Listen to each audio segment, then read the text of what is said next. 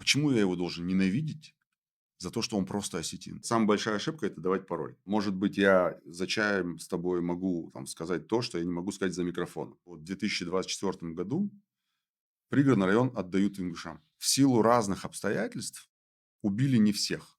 Не все признаки геноцида присутствуют. Из-за этого рилса подняли такой хайп. ЦП приходил. Ты мне что-то сделал. Вот когда ты сделаешь, я буду разбираться. Я лично говорил с Рамзаном по телефону. И он мне лично сказал. Я сделал так, как ваш глава мне сказал.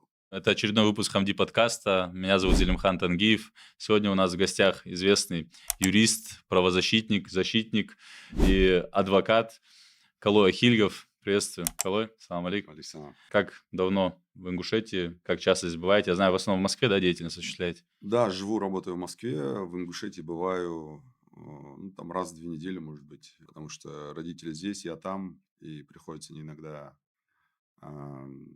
почаще видеться, чтобы летать, Навещать. да, навещать. Одно что-то. Блогер, правозащитник, юрист, адвокат. Как бы вы себя назвали? Не, безусловно, адвокат. Я, кстати, вот правозащитник слова сейчас последние годы не очень люблю, потому что оно, на мой взгляд, дискредитировано многими людьми, которые как бы занимаются правозащитой. И по сути своей адвокат, он защищает права. Это действительно есть правозащита. Просто правозащитой начали заниматься люди непрофессионально.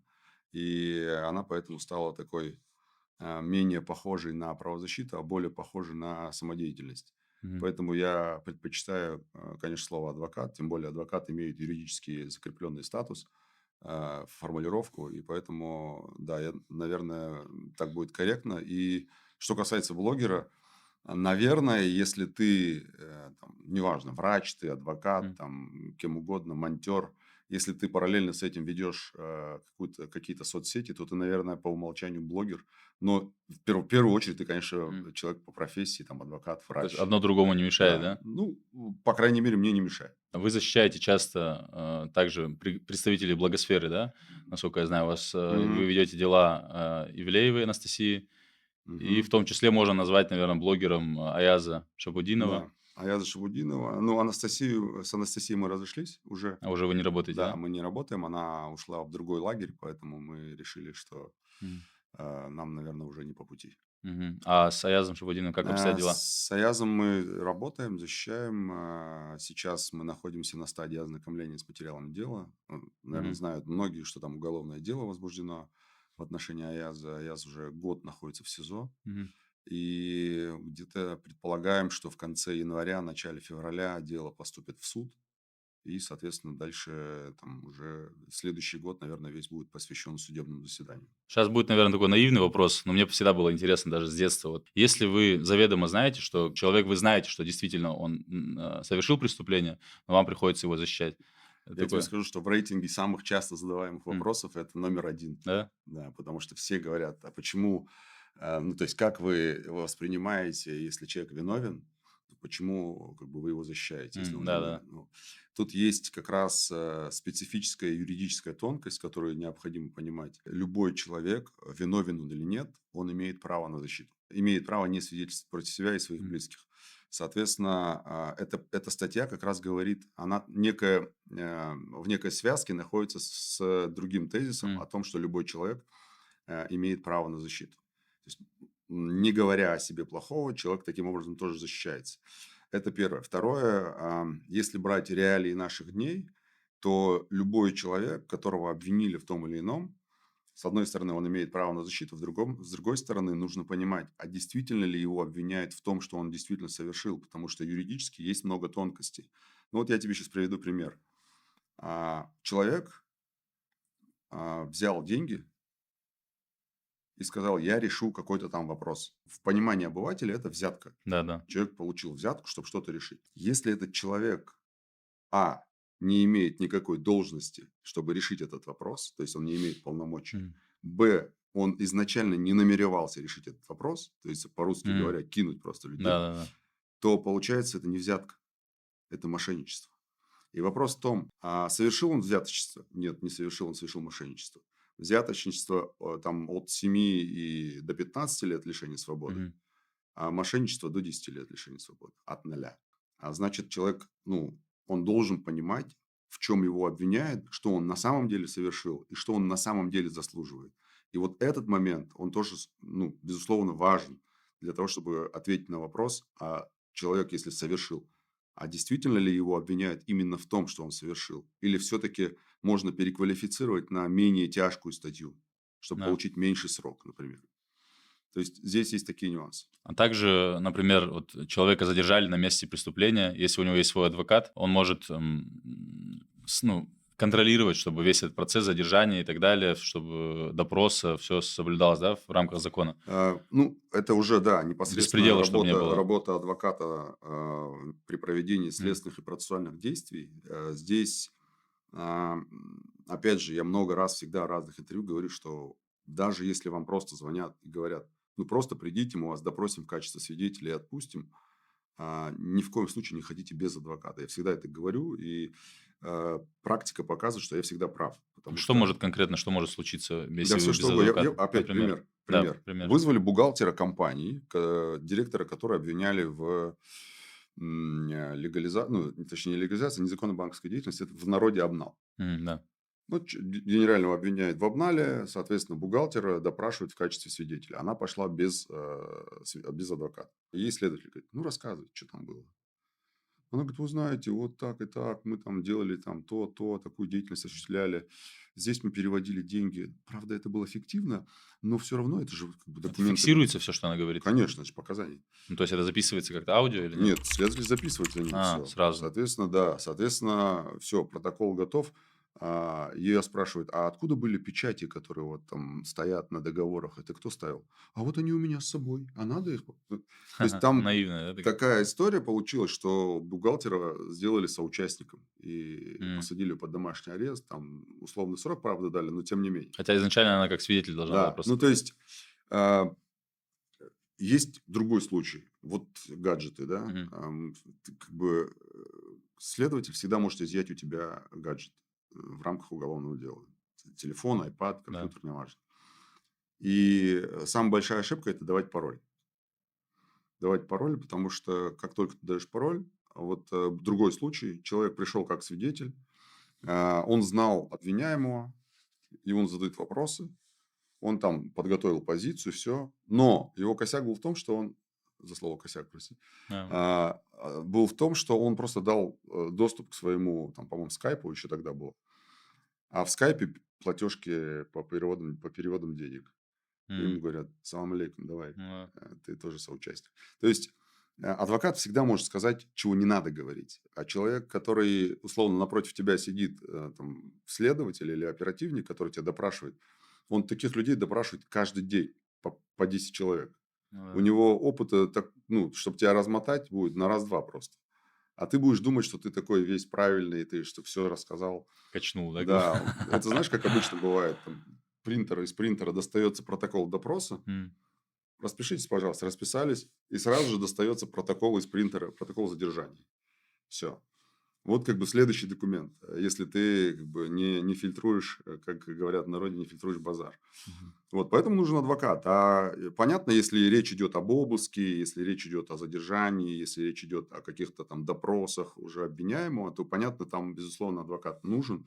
И ему, конечно же, если у него нет адвоката своего, ему государство предоставит такому человеку адвоката, но Как у вас называют, у вас в профессии какое-то есть, по-моему, сленговое, назначенец, да. да, назначение, так Назначенец, и называют? адвокат по назначению. Кстати, вот могу сказать, что да, большинство назначенцев, к сожалению, не все, но большинство, на мой взгляд, назначенцев ведут себя не очень правильно при допросах, но есть такие назначенцы, которые похлеще тех, кому заплатили, работают. И честь им хвала за это, потому что а, вот эти первые минуты, условные первые часы задержания, они имеют самое важное значение. Пример. То есть время играет роль, да? Очень важно. Пример тебе приведу. Буквально 3 дня назад я сижу на одной из встреч, мне звонят, говорят, задержали моего знакомого в Москве. М, Я выехал сразу и зашел к следователю, говорю, что такое? Мне полностью весь расклад дают, там переписки, то. я выхожу к своему, говорю, слушай, здесь один вариант, точнее, два варианта. Первый вариант, мы сейчас сознаемся и идем домой. Второй вариант, мы сейчас бьем себя в кулак и едем в СИЗО. Мгм. А статья особо тяжкая, там до 12 лет лишения свободы. Я говорю, вот как бы два варианта есть. Если мы идем по первому варианту и сознаемся, есть вариант отскочить легким испугом. Мгм. И это вот первые часы. И очень важно вот найти этот баланс между тем, чтобы ты отстаивал и говорил, что я тут... Ну, там реально была ситуация, когда М. доказать было гораздо проще, чем не доказать. Я имею в виду вину доказать. Соответственно, если человек в такой ситуации, то нужно выбирать меньше из зол. Просто у нас вообще в стране нашей такая практика, что если человек уехал в СИЗО отбывать Мгм. меру пресечения на период следствия, то вероятность того, что приговор будет обвинительным в целом, и что он уедет по сроку, там 99%. Вообще у нас оправдательных приговоров 0,3, по-моему, да, в Стас? 0,26, если 0,26. быть точнее, Вообще, да. вот, например, есть ли в других странах такая же ситуация с приговорами, примерно по статистике? Это Но или у нас ужасное положение? мы же всегда смотрим в М. сторону страны, где все немножко лучше, а не хуже. США, например, Да, да? США, Европа. Ну, например, я был в Алмате, меня приглашали туда на мероприятие, и я общался с местными коллегами, в том числе наши земляки, которые там М. живут. У них похожая ситуация, но у них немножко лучше. Мгм. То есть там есть шанс получить оправдательный приговор вне процесса с судом присяжных. Мгм. То есть суд может единолично вынести оправдательный приговор. Там это вполне допустимо. Например, вот я совершил какое-то правонарушение. Мгм. Я не собирался его совершать, но так получилось, да? Что мне делать? Где мне найти адвоката? Ну, смотри, Гуглить? гуглить это самое первое, что люди делают. М. Мы прям в силу своего там проекта, который мы придумали, сильно глубоко изучали поведение человека в такой ситуации. Там есть там условные 5 пунктов, что он делает. И первое это то, что он гуглит. Вот по поводу как раз проекта у меня Да, вопрос.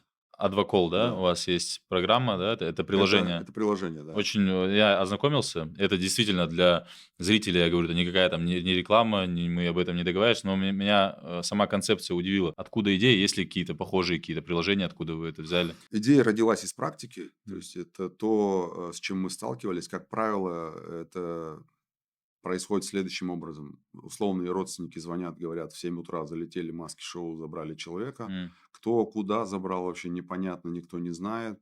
Потом ты начинаешь искать, звонить по дежурным частям, по прокуратурам, звонить, искать, где человек. Пока ты его находишь, как правило, ему дают этого самого назначенца бесплатного, которого. И он там уже либо признает все подряд, все, что можно, там и убийство Кеннеди, и все, что угодно. И затем уже там сложно работать вообще в целом. Ты, если признал вину, у тебя есть право отказаться от признания вины, но на практике твой отказ не работает. То есть М. твои первоначальные признания, они лягут в основу не то чтобы там обвинения, они лягут в основу приговора в целом. Поэтому важно не торопиться с признанием. Признание прям это такая очень ценная вещь, которую нужно очень Нужно дорого продавать. отрицать, Нет, что нужно, да. всегда есть возможность, ну вот, например, если человек там залетели с маски-шоу, да, ты можешь сказать, смотрите, вот мой адвокат, условно там номер телефона, сказать, вот мой адвокат, его позовите, я буду давать показания. Вот у Всё. меня есть в телефоне, меня задерживает, у меня есть в телефоне приложение Advocall. Да. Как оно работает непосредственно? Мне интересно само Просто приложение. открываешь Как вы приложение узнаете, и тыкаешь туда на вызов если адвоката. руки свободны? Ну да, то есть надо успеть, да. Но мы сейчас делаем виджет, чтобы на экране можно было держать. А, Вот как у меня, видишь, виджет на намаз. Вот такую же кнопку просто держать. вот я извиняюсь, у нас здесь до вас, до тебя был Ибрагим Исламов Никархо, А, боец. Его Висал. недавно, полгода назад, утром, во сколько тебя задержали? В Да, 6 утра его это задержали. Вот тебе бы классика. пригодилось это приложение. Это, Да. это классика, да. 6 месяцев он отбыл в СИЗО, вот вышел буквально неделю назад, да. У него, наверное, тоже будет пару вопросов юридических, Да, может быть, конечно. задаст. Работает это следующим образом. Нажимаешь на вызов, приложение определяет твою локацию, Перед тем, как ты регистрируешься, у тебя есть возможность ввести сразу контакты близких людей, М, которые падают адвокату, если ты нажал на вызов. м. Условно, ты нажал на вызов, адвокату пришла заявка, он ее взял, он выезжает к тебе, и он параллельно знает, кому позвонить, если что. То есть твоих там близких Да-да-да. родителей, там жена, брат, сват и так далее. И он им звонит, сообщает, что что-то случилось, и уже едет к тебе. Соответственно, адвокат, когда выезжает на место, дальше уже там гораздо проще все происходит, когда у тебя адвокат свой, да. Чтобы ты понимал, пул адвокатов, которые в приложении, я лично сам собеседую всех. М. Там 1047 адвокатов сейчас по всей стране. Мы покрыли всю карту страны. И, соответственно, все адвокаты проверены мной лично. Мгм. Их опыт работы, где они, какими делами занимаются, в А каких палатах стоят. в рамках приложения этого ты выезжал на. Да, поначалу я сам выезжал. Мгм. Поначалу, там, когда мы только-только тестировали приложение, у меня было там 5-7 адвокатов своих близких, кто рядом. И мы сами выезжали. Я слышал такую интересную историю, что как-то вы, по-моему, в СИЗО, приезжали, да? И то ли, на КПП кто-то сказал, что он не здесь находится, человек, Это, и вы да, это видели было точку. ОВД Внуково, это было А у как это аэропорта. про эту ситуацию? Это было следующим образом. Это как раз было самое начало этого самого работы приложения в тестовом режиме. Пришла заявка, я набираю человеку, Мгм. и он мне шепотом говорит: я не могу говорить, меня задержали. Я говорю: хорошо, я понял, уезжаю. И пока я доехал, его из Внуково, из аэропорта, прям в соседнее здание, в отдел отвезли. Я туда подъезжаю, и мне говорит этот дежурный. Я говорю: тут есть такой-то, такой-то фамилия. Он говорит: нет, такого нет. Я говорю: может быть, у вас не регистрировали, но он там есть, потому что вот телефон его вот здесь, я вижу его телефон. Мгм. В общем, я долго припирался, в итоге я поднялся, нашел его и, соответственно, там, опера уже с ним работали. Так, ну, создается впечатление, что ты таких либеральных, немного оппозиционных взглядов. Ну, Мгм. это как, подтверждаешь этот тезис или нет? Я не подтверждаю и не опровергаю, потому что, ну, тот либерализм, который есть сегодня и который называют либерализмом, Ну да, это уже крайность. Я имею в виду в том понимании, как, нормально, можно сказать, не тот знаешь, либерализм в смутные крайний. времена любая правда, она оппозиция, понимаешь? Да-да-да. Поэтому отрицать, что сейчас смутные времена, наверное, Да. никто не будет. А в смутные времена сложно говорить все, что ты думаешь. Да. Поэтому мне кажется, что я бы не стал говорить, что я там позиционер, еще что-то. Нет, я вообще политически не ангажирован, но в силу того, что мы каждый день разбираемся в законах, в праве, а законы права – это в любом случае наша повседневная жизнь. И когда принимаются законы, те или иные, ты знаешь, к чему они могут привести, и ты знаешь, какие могут быть последствия у принятия того или иного закона, и ты даешь свои комментарии. И если ты даешь их там, ну, условно, у меня в телеграм-канале, если закон хороший, я говорю, это хороший закон. Мгм. Если плохой, я говорю, плохой, потому что, и дальше объясняю, почему он плохой.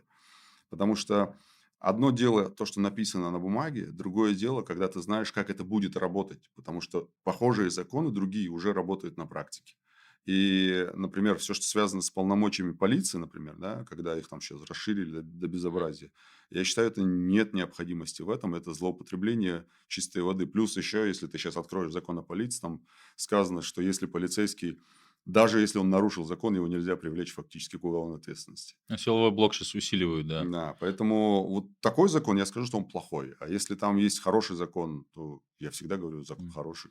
Ну, как ты и сказал, да, если ты всегда озвучиваешь правду, то могут быть там какие-то проблемы. Не сложно ли вот в текущей обстановке в России как-то балансировать? Это же нужно, и честным быть со своей аудиторией. Вот как я и сказал, ты же блогер в том числе, да. Не знаю, какую-то опасность ощущаешь именно находясь А, здесь? Опасность не ощущаю, но просто вижу, мне кажется, что я М. вижу, где могут быть риски. Иногда можно не то чтобы там врать людям, но иногда можно не говорить чего-то, да, но при этом продолжать оставаться честным с людьми. Но это не значит, что ты скрываешь. Может быть, я за чаем с тобой могу там сказать то, что я не могу сказать за микрофоном. Да. Но это не значит, что если я не говорю это за микрофоном, что я тебя обманываю. Да? Ну да. Ну, то есть надо быть осторожным, аккуратным, понимая. Ты можешь, конечно, рубить правду матку, но ты должен понимать, что такие же люди, которые рубили правду матку, сейчас сидят в СИЗО. если ты готов к этому, то как бы иди. Я не готов. На сегодняшний день вы защищаете Надежду Киворкову? Да, да, мы защищаем ее. Мы сейчас находимся на стадии, дело отправили в прокуратуру, и я думаю, в декабре, скорее всего, поступит в суд уже. Она признана сейчас, по-моему, Террористам, да, экстремистам, да, да. террорист-экстремист. Вот, В списке например, Росфинмониторинга да, и внесена, вот да. с точки зрения юриспруденции, должен ли я это озвучивать на подкастах, например, или подписывать снизу? Нет, Это она обычно... нет, она внесена в список Росфинмониторинга экстремистов-террористов, но, обязательной маркировки, нет необходимости, пока устанавливать. Она ж не иноагент. Нигде в законе не сказано, что, есть обязанность, указывать ее как внесенной в списки. м, Ну, внесли эти списки, они, ну, с точки зрения закона, они условные, потому что, ну, есть же вероятность, что суд ее оправдает. Ну, теоретическая да. вероятность есть. Соответственно, как только ее оправдает, ее из этого списка должны убрать. Просто есть, допустим, какие-то, ну, несостыковки, для меня странные вопросы, например, по поводу Талибана. Также мы должны говорить, да, что это запрещенная в Да, здесь России должны, да, террористическая, это мы здесь должны, да, должны, да. произносить. Так вот, как одновременно тогда вот к нам за последние несколько лет они посещали Москву, да, по-моему, 2 или 3 Много раза. раз, Как да. это увязывается с юридической точки зрения? Вот как раз с юридической точки зрения это увязывается, а с логической нет. Объясняю. Значит, Талибан, внесен в список террористических организаций Верховным судом России. И всякий раз, когда ты, упоминаешь ее, соответственно, ты должен Да. маркировать. Второе, если ты формально даже отнесенную организацию Талибан, да, она формально отнесена к запрещенным. Хотя государство, оно уже фактически, в лице должностных лиц, начиная от президента России, заканчивая министром иностранных дел, спецпредставителем в Афганистане, там, депутатами и так далее, государство фактически признало, что она не террористическая организация. Мгм. Но юридически она пока еще в списке находится. А в списке она находится по той причине, что нет юридического механизма ее исключить оттуда. Мгм. То есть, даже если сегодня генпрокурор Краснов или председатель Верховного суда захочет исключить эту организацию из списка террористов, ну, террористической Да. организации, а, нет такой юридической возможности. То есть, для этого нужно внести изменения в действующее законодательство, чтобы была такая возможность исключения. И Мгм. только потом исключить, и потом уже этот эпизод отпадет, и в отношении Надежды Да, Киворковой. вот поэтому я задаю вопрос.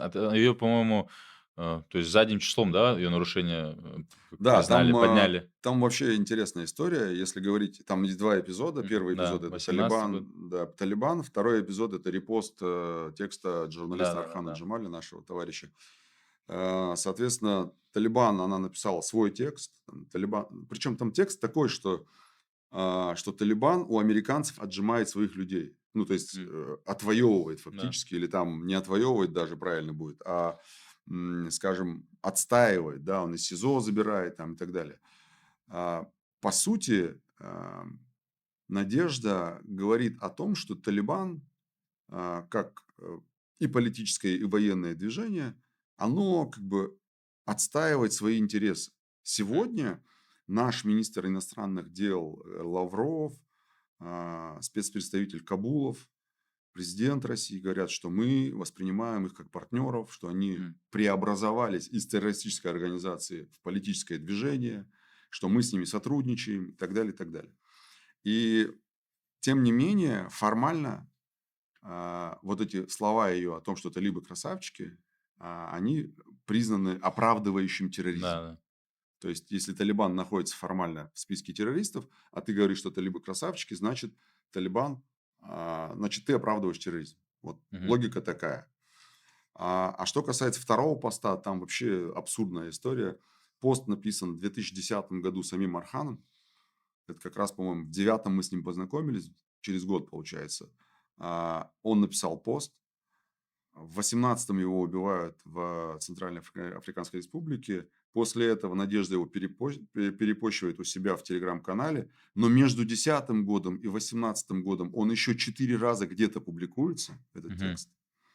При этом а, его признают экстремистским и оправдывающим терроризм только после того, как Надежда его опубликовала. То есть Мгм. 14 лет он висит в разных источниках Да. в сети, никаких претензий со стороны силовиков к нему нет. И только как Надежда опубликовала, салам алейкум.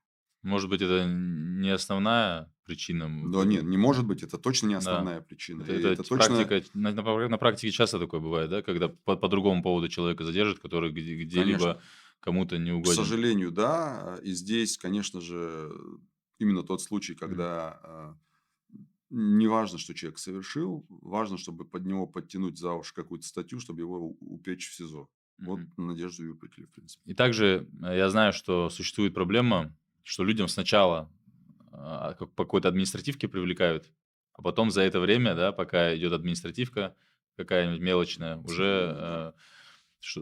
начинается действительно, да, какое-нибудь Да, есть, к уголовное дело. сожалению, такая порочная практика, когда если следователь или опера, скорее опера, они не имеют возможности условно предъявить человеку обвинение, потому что нет доказательной базы, они оформляют ему административку, это там 15 суток, заходит в суд, суд с большой охотой подыгрывает операм, в своем решении говорит, что матерился, ругался, так сказать, нарушал общественный порядок и не уважал общество, и салам алейкум на 15 суток.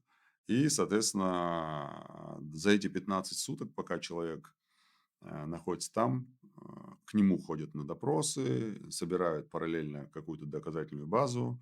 Ну, и если понадобится еще 15 суток, на выходе из спецприемника еще раз принимают и еще раз закрывают. У нас был опыт, человека 7 раз принимали на выходе по административке. 7 Мгм. раз по 15 суток. Это в смысле 3 месяца подряд он подряд? сидел, 3 месяца по административке. А на выходе, в итоге, там уже на 8-й раз, когда он выходил, его обвинили в госизмене. Сейчас немного вернемся к нашей малой родине. Мгм. Ты, насколько я знаю, из пригородного района, да? Да. Также и я из пригородного. Вот немного обсудим эту тему. Насколько я знаю, ты сам непосредственный, да, своими глазами видел Ну, мне было э, 11 лет, когда все эти конфликт, да, события, девяносто да. второго года. Так вот, какие-нибудь, может, воспоминания оттуда были по поводу Много разных. Там, на самом деле, там же было где-то неделю, 10 дней до этого были какие-то разные стычки, конфликт? события, да, которые создавали сильное Мгм. напряжение.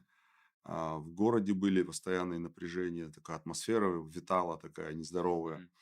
Мгм. Потом оттуда там то кого-то убили, там в нашем селе, в Чернореческом, Хаутиева убили, там, который возил в Грузию, по-моему, топливо, Мгм. дизель, по-моему, возил. Его убили, потом девочку эту в Карца задавили, потом еще кого-то убили. А с А все... нашей стороны были тоже какие-то Нет, с нашей стороны я не знаю, не слышал такие истории, но началось это, знаешь, когда? Когда где-то с конца сентября, 20, по-моему, сентября был запущен механизм уже реализации закона о реабилитации, о создании Ингушской Мгм. республики, и был установлен срок до 21 октября, что комиссия должна уже как бы принять меры. Да.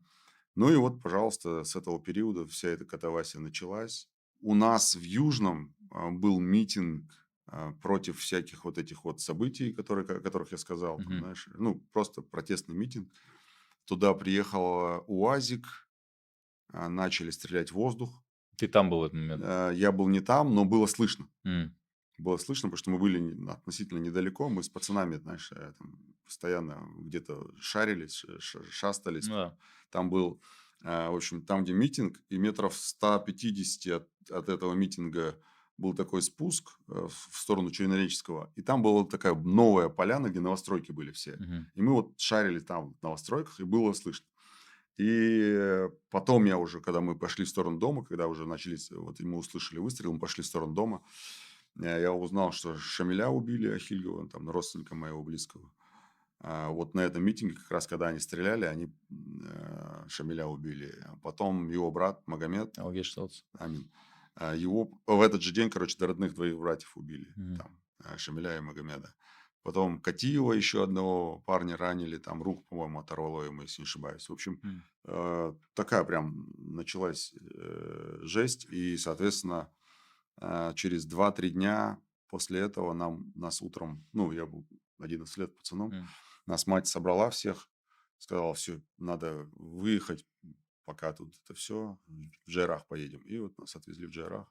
Ознакомливался ли ты вот с законом о реабилитации репрессированных народов? Конечно, Вот конечно. имеет ли он на сегодняшний день юридическую силу? Просто Да, есть имеет. к этому закону вопросы вот со стороны, в том числе Галазова, бывшего президента Мгм, Северной Осетии на тот момент, на момент конфликта. Он мгм, писал письмо в адрес Ельцина, мгм. ну, мол, что он не имеет там какой-то силы, потому что при РСФСР он был образован. Как вот с юридической точки зрения А, объяснить? И почему он не исполняется, если он имеет силу? Закон, имеет юридическую силу, это раз. Второе, все отсылки к тому, что все границы должны изменяться с согласия субъекта, в конкретном данном случае не релевантны, потому что изначально эти границы были насильственно изменены, и это уже признано на уровне законодательства, что они были антиконституционно изменены. Мгм. Соответственно, надо вернуться к тем границам, которые были до. То есть это нетипичный случай, его надо Да, отдельно да, да, да. рассматривать, правильно я понимаю? Надо к границам вернуться, которые были до. С этого момента, когда там Назрань переименовали в Хитагурова, там, ну, короче, Да. все понеслась. Вот до этого момента, да, до момента упразднения Чечено-Ингушской АСР, Мгм.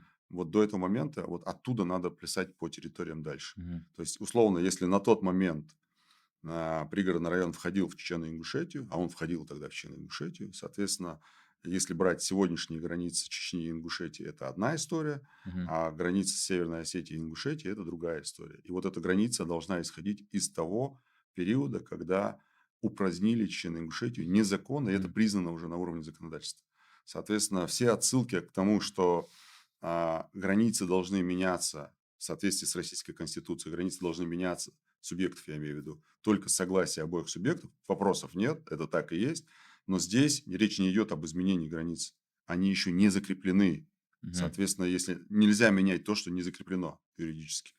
Вот, твой такой юридический со стороны вот профессионала, да, прогноз, какие-то там плиты сдвигаются в отношении вот этого дела? Вот потому что я вижу, что, вот, допустим, с Чечней, да, у нас границы уже Мгм. обозначили. Вот сейчас как будто бы, ну, люди об этом говорят, что собираются делать границу между Ингушетией и Северной Осетией. Я наверняка знаю позицию федерального центра. Мгм. Они не собираются ничего менять. Они хотят закрепить это так, как есть сейчас. И если бы не события 18-19 годов здесь, я думаю, что границы бы, ну, они попытались бы уже закрепить границу Мгм. в пригородном, ну, то есть с границу западной части Ингушетии.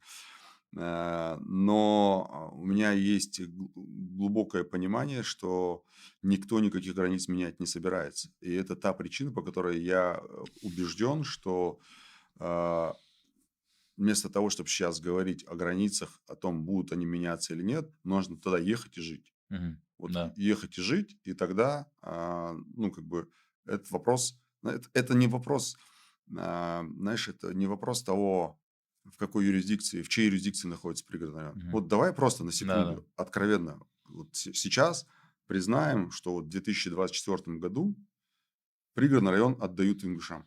Мгм. Ну вот что мы с ним будем делать? Там живет 30 тысяч человек, ингушей. Да. Вот что мы там будем делать?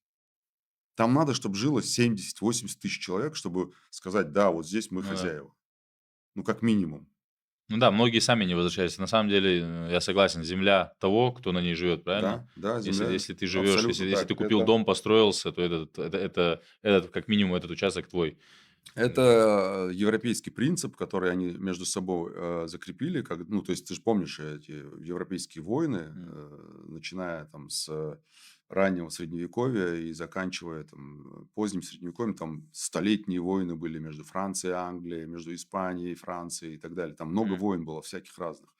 И если сейчас, например, взять и начать раскачивать эту тему между ними, то там конца не найдешь, чья земля где когда была. А это была у нас, а это еще раньше у нас, а это еще раньше у нас и так далее. У нас не такая история. Но, тем не менее, сам тезис о том, что земля принадлежит тому, кто на ней живет, он имеет право, и он самое главное, он работает. мгм. Никакой другой тезис по земле, где нет согласия, не работает. То есть, если есть между сторонами согласие, он работает. Но если согласия нет, единственный тезис – земля того, кто на ней живет. А, Все.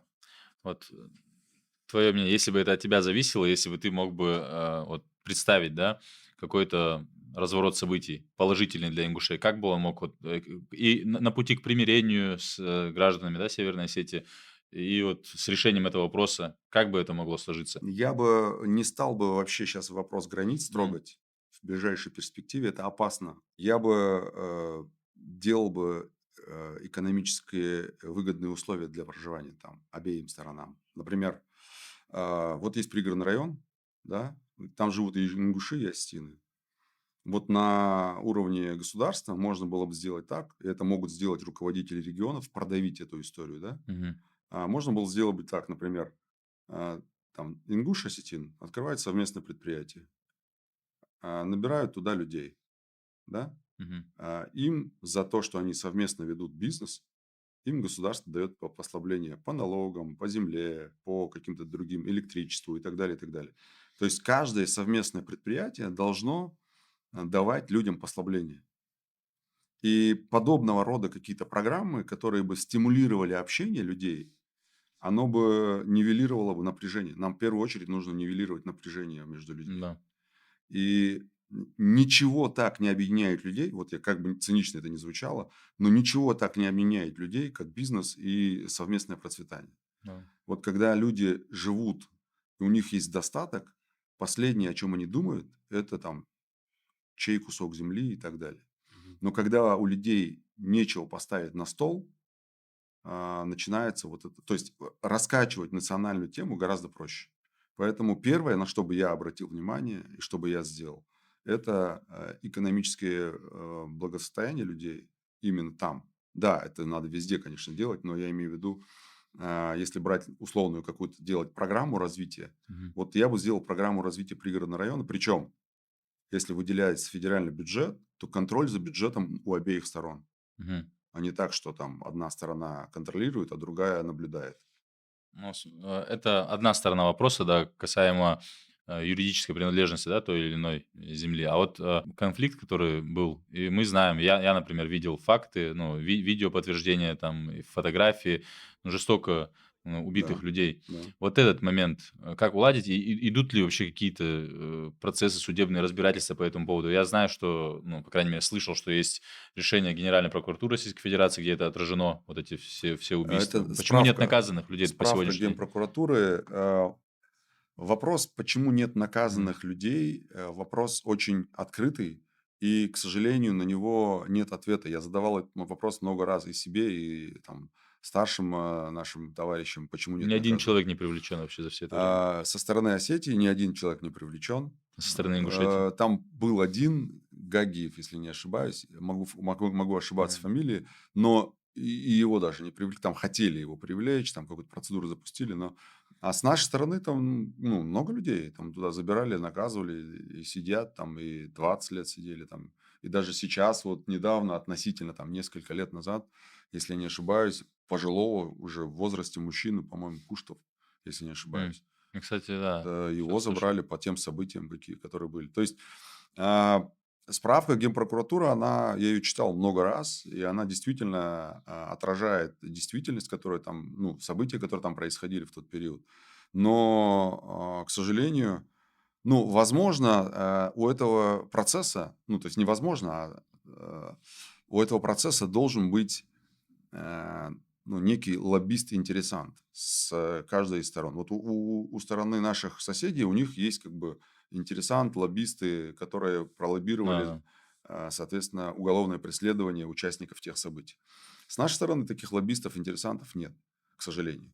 Ну и, соответственно, уже сроки давности и все остальное сложно сейчас м. говорить. Хотя, например, ну, мне кажется, там, условного там, Олега Тезиева или Тизиева, который там участвовал в тех событиях, руководил юго-осетинскими бандформированиями. Мне кажется, он живой, здоровый, мне кажется, и есть там юридические основания Вот, к примеру, есть интересоваться. непосредственно пострадавший человек, у которого близкого убили и так далее. Он если вот он обратиться, не знаю, в Ну, органы я правоохранительные, понимаю, о это чем ты потеряется говоришь. дело?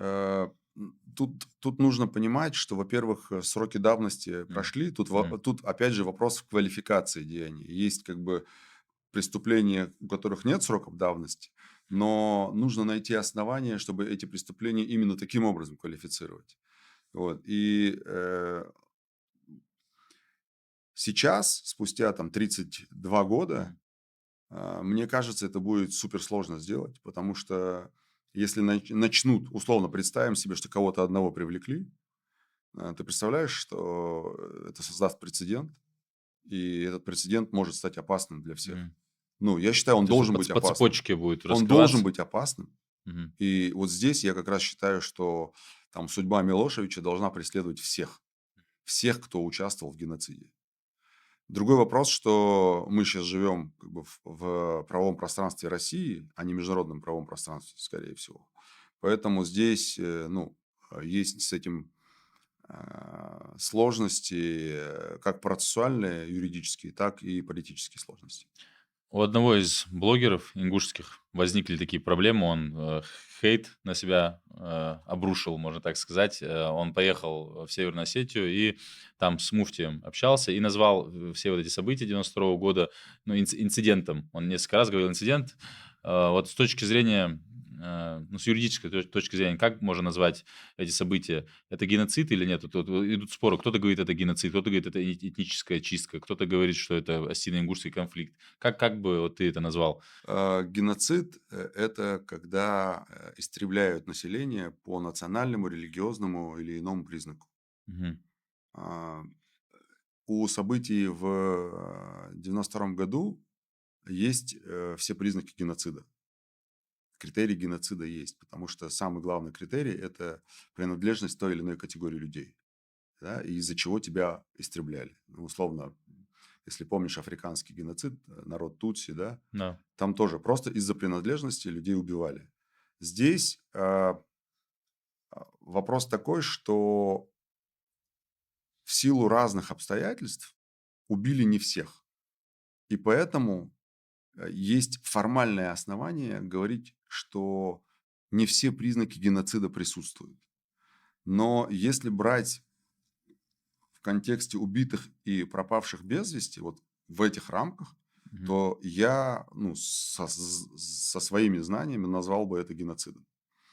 А, В любом случае, юридически есть количество убитых, есть количество без вести пропавших, и отсутствует кто-либо, кто привлечен за это к уголовной Да. ответственности.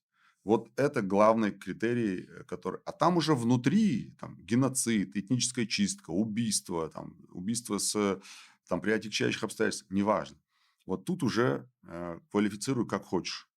Мне важно, чтобы каждый, кто убил, каждый, кто причастен к похищению, к убийству, должен быть привлечен. Все. Есть на это надежда, что так в итоге будет? Если это, наверное, какое-то событие должно, да, случиться, какой-то Я черный лебедь. сомневаюсь.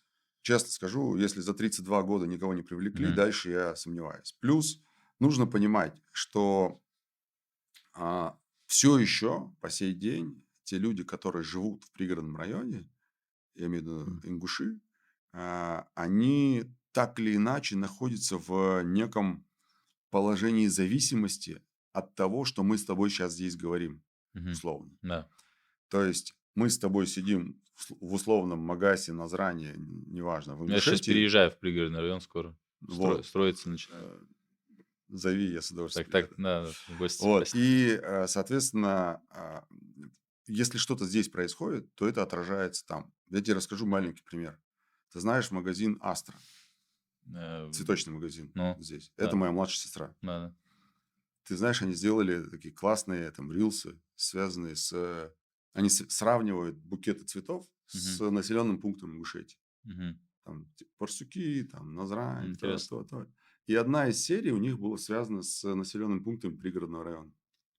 И Тоже они, букет пригородный район. да, условно говоря, цветок там, не знаю, там роза – это буро, там какая-нибудь там, Фиалка. ну, условная фиалка – это там ангушт.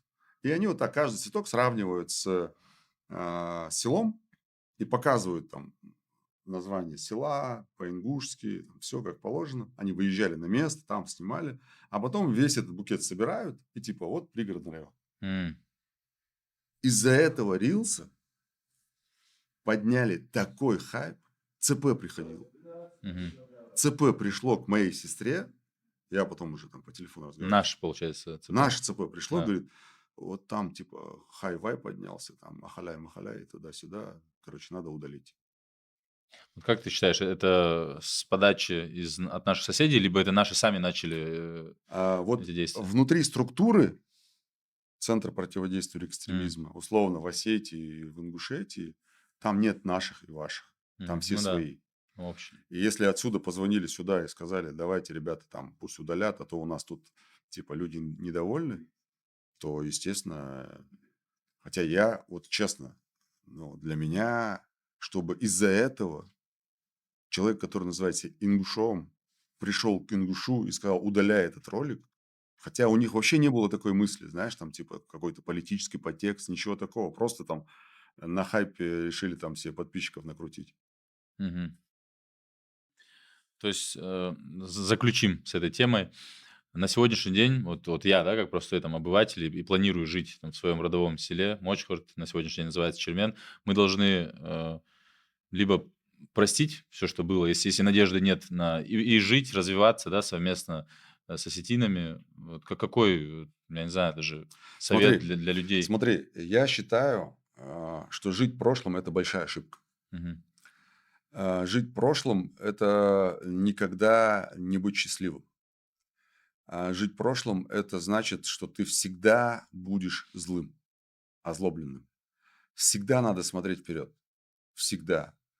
Наши предки, которые пережили в 10 раз больше, чем мы, причем не только часть, которая жила там в пригородном, они все были выселены. Мгм. Все прошли через этот ад Сибири и так далее.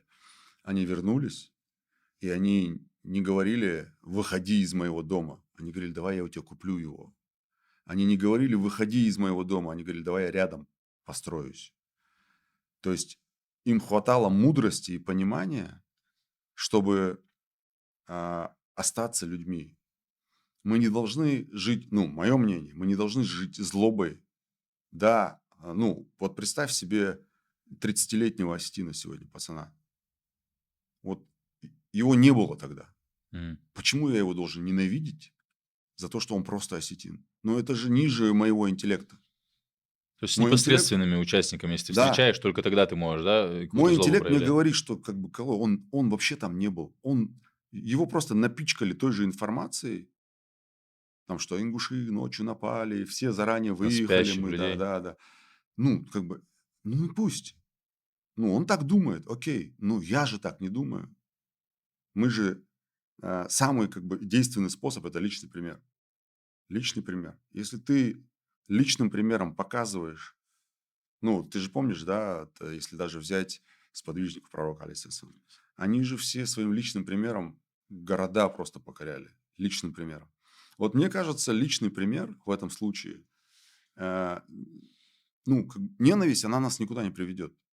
Мы будем деградировать в ненависти. Нам нужно развиваться. Мы должны э, каждый, ну, условно, ненавидеть народ нельзя. Это глупо. Ну, глупо ненавидеть народ. Ты Да. можешь кого-то ненавидеть конкретно. Иванова, Петрова, Сидорова, там еще что-то. Мгм. Но ненавидеть народ, ну, как можешь ненавидеть народ? Ну, это же глупо. Или мне особенно нравится, там, когда про народ говорят, они все такие. Ты что, каждого проверял, что ли? Ну, это же глупо. Ты как бы свой интеллект показываешь этим. Надо просто, я считаю, что, ну, наша проблема в том, что мы недостаточно общаемся друг с другом. Нас разделили, и вот мы живем там по эту сторону реки, по ту сторону реки и так далее. Хочешь пример приведу тебе? Ты знаешь, когда царские войска еще в период там, начала, конец 18-го, начало 19 века, когда покоряли вот эту территорию, М. горную часть, есть такой трехтомник огромный, «Кавказская война» называется. Я там нашел Крепость Владикавказская в тот период была, да, построена? после, после. Позже. Эти события после, М. после крепости, через 60 лет примерно Мгм. после этих событий. Так вот, в этой книге «Кавказская война» говорится, что генерал, который вел на покорение вот этого нашего Джейравского ущелья, они ночью выдвигались, чтобы осетины с того ущелья через реку не пришли ингушам на помощь. И наоборот. Мгм. Чтобы не заметили и Да, ночью, не чтобы поддержали. незаметно было, чтобы не поддержали. Мгм. Это о чем говорит? Это говорит о том, что когда-то все-таки мы жили по горским понятиям. Мгм. Мы могли друг с другом враждовать, но внешнего врага мы отбивали вместе всегда. Мгм. Понимаешь? Я к чему говорю? Это как бы глупо ненавидеть людей, потому что когда-то что-то случилось. Ну, вот тебя, ты говоришь, сколько тебе лет было? 29. 29. Тебя не было в этих событиях. Не было. Тебя не было вообще. Ну вот, если бы я был Астином, и я бы тебя ненавидел, потому что ты просто М. ингуш, ну я тупой. Ну извини Ну меня, да, я к каждому тупой. человеку должен быть индивидуальное, да, Ну, отношение? конечно, ты мне что-то сделал. Вот конкретно ты мне Мгм. что-то сделал. Нет. Вот когда ты сделаешь, я буду разбираться. Но сейчас ты не сделал, и Мгм. просто из-за того, что ты принадлежишь к какому-то социуму, тебя ненавидеть, ну, М. блин, это надо посмотреть, какой у меня интеллект еще. М. Исчерпывающий был ответ. А теперь, одно из таких, последних громких дел — это событие в офисе Wildberries. Мгм. Тоже было такое, резонансное. Вот, в общем, как на эту ситуацию смотришь? Я узнал от общего знакомого, я как раз весь день был в СИЗО, и я когда вышел, у меня миллион там пропущенных вызовов от разных людей. А потом я начал узнавать, расспрашивать. Я, честно скажу, я юридически туда не заходил, Мгм. ни в качестве никого, хотя я всем сказал пацанам, что если надо, я готов. Мгм. А, Но очевидно же, что, ну, уже понятно, очевидно, что есть обвиняемые в деле, есть потерпевшие в деле, соответственно, ну, юридически оценка дана. Здесь как бы не надо быть семи пядей во лбу, чтобы понять, что получилось нападение извне. Мгм. Есть люди, которые сидели, работали в офисе. Причем самое интересное, что я состою в одном бизнес-клубе, и этот бизнес-клуб находится, там вход в этот бизнес-центр, в Wildberries, в этот М. бизнес-клуб один. То Мгм. есть это я когда увидел видео, я думаю, это ж Хм. вход к нам прям вот. Здесь у меня как бы полностью совпадает оценка юридическая с оценкой следствия, которое возбудило Вот дело. не повторится ли, такая же, ну, такое же, можно сказать, что, ну, то есть дело пропадет, можно сказать, как с, Ну, смотри, хи я понял, о чем ты. У нас сейчас в законодательстве есть возможность уйти на фронт Мгм. с любой стадии уголовного судопроизводства. То Это есть с не момента садясь в тюрьму, то есть если ты правонарушение совершил, ты можешь даже, то есть в неправонарушения, а тюрьму, преступления. да, преступление. Да. Ты можешь Если, не попав уже в тюрьму ну, ты можешь сразу. попасть в тюрьму и там через 2 недели уехать на фронт. М. Подписать контракт и уехать на фронт. Примерно по этому сценарию, да, там все скорее всего пройдет? И я скорее, склонен рассчитывать так. Но здесь есть, опять же, если юридически говорить, здесь есть некое противоречие, потому что как бы одна из целей наказания – это восстановление справедливости. То М. есть человека наказывают лишением свободы для того, чтобы, восстановить справедливость, б, в том числе восстановление справедливости относится к тому, чтобы права потерпевших были таким образом компенсированы, в том числе. Да? В данном случае, если человек совершил преступление, в частности, здесь речь идет об убийстве, Мгм. и он как бы в интересах государства уезжает на фронт, то права потерпевших, они игнорируются. Понимаешь? Это антиконституционно. На самом деле это предмет рассмотрения вопроса в Конституционном суде. И у меня была эта идея.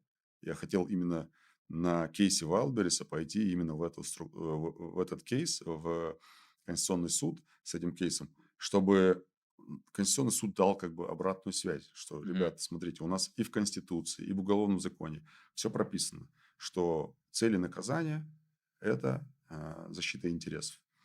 А здесь как бы получается, вы, да, отправляете на фронт, на уровне законодательства это приняли, а вообще соответствует ли это норма Конституции в целом? Где здесь защита прав потерпевших? Мгм. Может быть, все-таки требуется согласие потерпевших? Ну, странно вообще, что отправка на фронт — это как наказание. Это же ты идешь, Нет, это не наказание, это ну, для ну, многих даже наоборот. Это же добровольная история, то есть мгм. человек сам решает. Вместо того, чтобы находиться в В СИЗО, местах да, лишения да, свободы, он да. едет Вместо этого защищать он как родину. бы, да, он может выбрать поехать защищать родину. Мгм. Вот. Но при этом, например, когда человек, там, не знаю, просит условного освобождения из колонии, то там учитывается мнение потерпевших. Мгм. А здесь при отправке на фронт не учитывается мнение потерпевших вообще никак. И вот здесь есть как бы о чем подумать, а соответствует ли это Конституции. Еще одно ну, громкое событие 18 года, вот когда определяли границу между Чеченской Республикой и Республикой Ингушетия. Коротко, вот хотелось бы услышать тоже также юридическую оценку. Это Мгм. первое. И второе, вот я знаю, что там был такой момент по поводу решения Конституционного суда Республики Ингушетия, да, и Конституционного суда Российской Федерации. Мгм. Это какое-то противоречие. Наша Конституция тогда формальное какое-то значение имеет, она силу не имеет, если есть вот, А, Конституция повыше, можно сказать. Вообще, это интересный момент был с юридической Мгм. точки зрения, потому что а, Конституционный суд региона не является, ну, условно, первой инстанцией перед Конституционным судом России. Мгм. Они как бы находятся в параллельных пространствах. Условно, региональное пространство и федеральное пространство. И если Конституционный суд региона там, принимает какое-то решение, то Конституционный суд России не может его отменить. Вот Потому в что этом и вопрос, да, почему так здесь случилось? не было же отмены.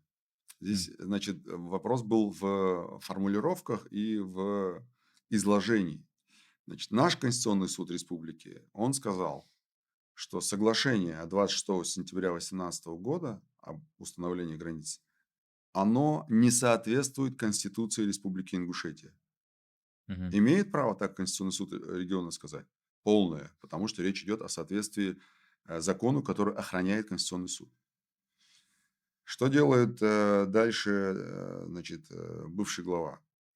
Он идет в Конституционный суд России и задает вопрос не про то, соответствует ли это соглашение Конституции Ингушетии, а он говорит, а соответствует ли это соглашение Конституции России? Мгм. И Конституционный суд говорит, да, это соглашение, оно соответствует Конституции России. И получается, есть два решения в юридическом пространстве, в котором говорится, что соглашение не соответствует Конституции Ингушетии, Мгм. и с другой стороны есть решение, которое говорит, что соглашение соответствует Конституции России. И вот Это внимание, параллельные 2 процесса. внимание, вопрос. Соответствует ли Конституция Ингушетии Конституции России? Мгм. Соответствует. Так в чем разница? Где Ну да, X? вот и да. Неизвестно. Понимаешь? И оттуда все началось. Она же вот априори не может противоречить, да, Она Конституции не России. противоречит. Ну вот, а как это Конституция как Ингушетии не противоречит. Все, в чем она противоречила, устранено. Мгм. Все. Соответственно, Конституция Ингушетии не противоречит Конституции Ну, России. а в целом короткая оценка, правильно все было юридически? Вот эта передача земель или там какие-то Ну, нет, там же конечно. Нет, обмен, это конечно. называют обменом, вроде нам другие какие-то территории. Изначально это позиционировали как обмен.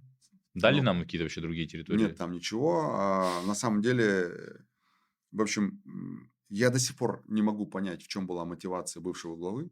Честно, не М, знаю. Не могу сказать. Может быть, там это было взамен третьего срока, не знаю. Может быть, это была какая-то там личная договоренность там бывшего представителя президента ВСКФО, скандально известного генерала Мотовникова. Уже скандально известного. Вот. Может быть, это были договоренности с Рамзаном. Не знаю я. мгм. Почему он пошел на это, я не знаю. Но я лично говорил с Рамзаном по телефону. И он мне лично сказал, я сделал так, как ваш глава мне сказал. Я просто М. сказал, хорошо, давай так. Но спросить Евкурова и спросить там, почему так сделал, от него ответа нет. То есть Рамзан говорит, я сделал так, как сказал Евкуров. А может, у него выбора не было у Евкурова? Ну так скажи, у меня не было М, выбора. Может быть, не мог сказать, не знаю. Вернемся немного такое в более положительное, легкое русло, можно сказать, о твоей, наверное, биографии, о жизни. Откуда вот имя Калой? Кто тебе его дал? А, Интересно, мне кажется. Да, да, это история такая, что мой отец близко общался, дружил с семьей Идриса Базоркина. Мгм. Точнее, даже мой дядя сначала дружил, старший, потом отец. И, соответственно, в моей семье, у наших родителей нас было шестеро, троих назвал Идрис Базоркин. Мгм. Старшую сестру Эйзой называл, меня Калоем и самую младшую Даной. Вот нас троих он назвал. То есть он назвал, и он, как я слышал, сказал, что Калой не может быть Да, у плохим. меня это в Да? детстве было, да, он мне сказал, что ты не можешь быть плохим, потому что ты Калой. Это же герой из «Семи веков». Да, К да, он этому как отсыл. раз в честь своего героя назвал. И Эйза тоже там одна из героинь Да-да. эпизодических в этой же книге, да. Немногие знают, что ты был, эм, членом группы, да, «Мертвые дельфины»? Да, мы, кстати, здесь, в Ингушетии, основали эту группу. Да. Она была основана, знаешь, когда? В 96-м году, в сентябре. В сентябре. Ну, для нас это было что-то новое. Ну, представляешь себе, мобильных телефонов нет, Инстаграма нет, ничего нет. И ты просто увлекаешься какими-то вещами, там, А музыка, сейчас музыкой инструменты. занимаешься? Для себя там играю всякие М. вещи Вот разные. там же была одна из таких прям хитовая песня была. На самом деле у группы были все шансы стать прям известной во всей стране и не только в стране. Потому что Артур, вокалист, он был довольно талантливым музыкантом, автором песен, композитором. Но ну, так сложилось, что в ранний период становления группы, там условно 2003 год, 2004 год, ушел и барабанщик, ушел Аслан, и я ушел из группы, потом Амир ушел. Ну, в общем, М. состав совсем поменялся. Ну и дальше группа жила уже другой жизнью, другими Мгм. людьми, может быть, более профессиональными с точки зрения музыки, но, на мой взгляд, с точки зрения атмосферы в группе, наверное, там все по-другому было. Мгм. Заключительный вопрос. Планируешь ли ты, вот я знаю, ты в Москве живешь, да, часто за границей бываешь, возвращаться в Ингушетию, ну, в пригородный район? Какие планы ближайшие? Ну, пока я построил дом в Карбулаке и в родовом селе в горах, Мгм. 2 дома, третий дом я планирую построить в Южном. Мгм. Чернечки закрыты, но в Южном То есть планы есть есть, да. возвращаться на Да. родину, да? Не, ну, я считаю так. Если мне Всевышний даст возможность, я буду покупать столько земли, сколько я смогу там. Мгм. И если кто-то, и ты, например, придешь ко мне и скажешь: дай мне эту землю, подари мне ее, я там построю дом, я тебе ее подарю. Вот такая цель у меня. Зафиксировано. Даже чё, у меня тоже есть, да, земля. Все, желаю в этом удачи и, может быть, какое-то обращение к нашим зрителям. Чё Ам, в этом Знаешь, плане, я да. недавно увидел интервью Уилла Смита на каком-то из подкастов, и он мне сказал, он там говорил одну очень интересную мысль, которая мне запомнилась, и мне захотелось почему-то сейчас ею поделиться. Там речь шла об эффективности людей, и он сказал так, что разница между тем, что ты сделал на 90%, и тем, что ты сделал на 100% от тебя зависящее, может быть в целую жизнь. Мгм. А если математически, он сказал так, что 90%, если ты сделал из 100, то считай, что ты сделал половину. Мгм. Остальные 10% это самое Самый сложное. важный, да. И, наверное, вот мне кажется, что успех любого человека, любой группы, любого народа заключается в том, чтобы они учились и прикладывали 100% усилий. И мне кажется, что мы сейчас не дорабатываем и 20% от своего потенциала. Мгм. И очень хочется, чтобы все-таки наши земляки, молодежь, постарше, помладше, неважно, чтобы они, каждый из них давал другим возможности, а вторые эти возможности использовали на 100%. Спасибо большое. Прекрасное заключение. Все, еще увидимся. Да, До иншаллах. свидания. Алиса, где была основана группа «Мертвые дельфины»? Группа «Мертвые дельфины» была основана в Назране, Ингушетия, в 1996 году. На моей луне я всегда один, разведу костер, посижу в тени. На моей луне пропадаю я, сам себе король, сам себе судья.